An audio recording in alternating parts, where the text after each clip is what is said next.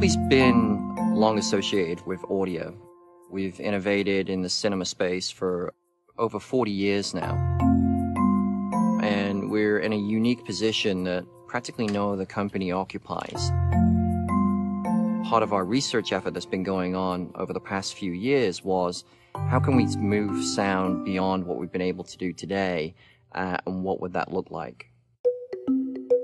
So when we look at the evolution of sound in film and cinema, we started off with mono, single speaker in the middle of the room behind the screen. Then we moved to stereo.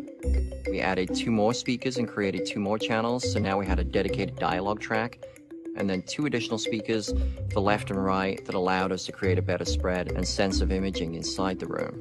Then it was the evolution and introduction of surround sound that we were able to actually put sounds all around the audience. That surround configuration initially started as a mono channel, so that we were using it as a single source that we sent everything for surround into the audience. Then with 5.1, we were able to split the room in half and now have a left surround and a right surround to allow us to have more sense of movement of sound across the audience.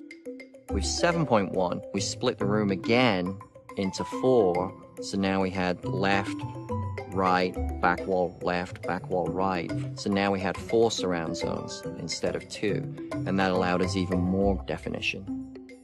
Logic would make sense that the next progression would be like a 9.1 or an 11.1 or even a 13.1. But the feedback that we got from content creators was it wasn't going to be good enough. And that's when we knew we had to make a more bolder step in moving forward. So what if we could start again? What if we could go back and completely redefine how we bring the surround sound experience to audiences?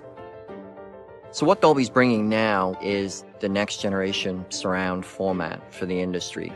With a channel-based solution as we have today, if we look at how I move something around the audience, in 5.1 we had 2 zones. So if I wanted to create a sensation of movement, it's either here or here. It goes from one side of the room to the other. It doesn't really create that sensation of movement. With 7.1, I can now be on the side, then behind, and then to the side again. So it gives you the sensation of movement, but it doesn't have that precision of movement. So the fundamental shift in what's happening is that now we're migrating away from channels. The ability to move a sound through the room now with objects creates this precision movement, which is referred to as a pan-through array. Now the helicopter has that fluid movement of hitting speaker number 1, speaker number 2, speaker number 3, speaker number 4, and then having that precision as it goes around me in the auditorium.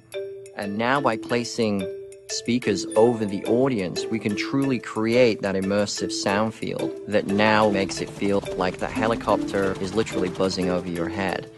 Overhead surrounds, for the first time, adds that upper hemisphere of sound that we've been missing from films.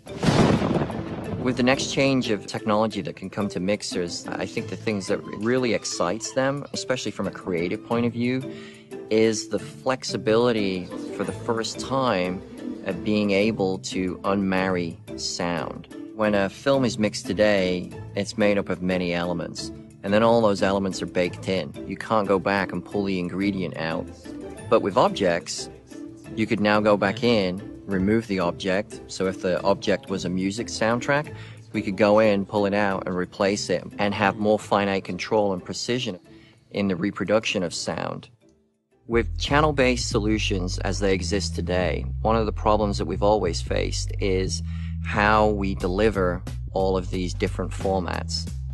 We take 7.1 as an example. Then 7.1 is mixed throughout the entire process of a film. At the very end of that process, the mixers will then do another creative pass to take it down to 5.1, because we have multiple playback systems in the world. Now, when they go to a theater, the only control that the mixer has is volume level that the movie will play at and simplistic delay that controls the surrounds. What Dolby's proposing is now they can mix in the biggest mode possible. This now goes out as a single deliverable file, carrying metadata and information that will accurately reflect what the mixer wanted. This dramatically simplifies the entire process. The next generation surround format will have all of this great intelligence and in essence adapts itself to any playback system that's out there. Now we can literally author once and then optimize anywhere. As a moviegoer, you already realized as you go to your local complex, every room is different. There's size, geometry, stadium seating. And if you're putting surround speakers in there, it creates some challenges as to how you can position them so that you can get uniform coverage throughout the seating area. As we deliver this next technology, that is where it really shines, by being able to accurately portray in all these different room sizes, geometries, speaker feeds. It's a radical shift from anything we've ever done before. For theater owners, their primary concern as always is, how can I get more people to come to my theater? But now with this better technology of surround sound and sound over the audiences, that now gives them something to leverage bringing people back into the theater. With Dolby's new technology, we're literally building a pipeline for the industry, and we're going to be future-proofing the exhibitor by providing them this technology which will sit with them for a significant period of time. So what we're doing is really a huge fundamental shift in the way audio is not only mixed but also perceived inside your theaters. And it's really a huge change from 5.1 to 7.1. That was only an incremental change. And that what we're giving you the capability of providing now, it's enormous. The ability to have pinpoint precision, the ability to have these sounds wherever they need to be and over the audience for the first time is a real differentiator that hasn't happened before. It's all about the excitement of what audiences will experience, but also just the amount of excitement that you get from a content creator when you walk them through some of the things that we've done and seeing how excited they were about this, then that's definitely worth it.